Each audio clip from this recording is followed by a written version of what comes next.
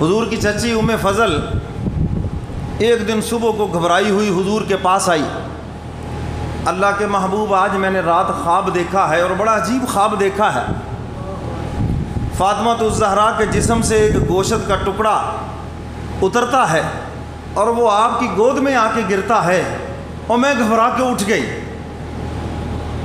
خواب بشارت ہے، اللہ کے نبی نے فرمایا وحی کا سلسلہ منقطع ختم ہو گیا، لیکن فرمایا بشارات چلیں گے، اللہ کی طرف سے اشارہ یہ امت میں چلے گا، اللہ کی طرف سے اشارہ اتنا ہی ہوتا ہے۔ یہ جو آ کر ہمیں خواب سناتے ہیں نا، وہ خواب نہیں ہوتے، خیال ہوتے ہیں،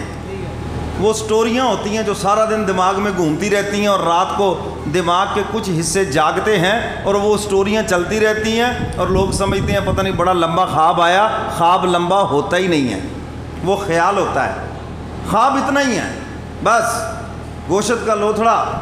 فاطمہ الزہرا کے جسم سے اترا اور حضور کی گود میں گھبرا کے اٹھ گئیں۔ حضور ہنس پڑے، فرمایا یہ تو تیرا بڑا مبارک خواب ہے، فرمایا یہ تو اللہ کی طرف سے بشارت ہے، اللہ میری بیٹی فاطمہ کو بیٹا دے گا اور وہ بیٹا میری گود میں کھیلے گا۔ حضور نے فوراً تعبیر دے دی۔ اس لیے حکم ہے خواب آئے اول تو اس کو چھپا لو، کسی کو بیان نہ کرو۔ اچھا خواب آیا دعا کر دو کہ یا اللہ اس کی اچھائی مجھے عطا فرما۔ کوئی برا خواب آ گیا، حدیث مبارکہ میں آتا ہے شیطان خواب میں آ کر لوگوں سے کھیلتا ہے،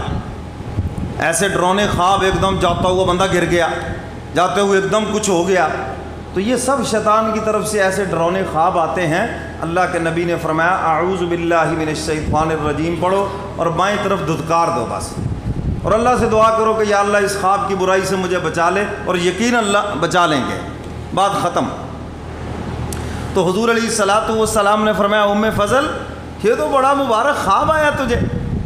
کہ اللہ میری بیٹی فاطمہ کو بیٹا دیں گے اور وہ میری گود میں کھیلے گا۔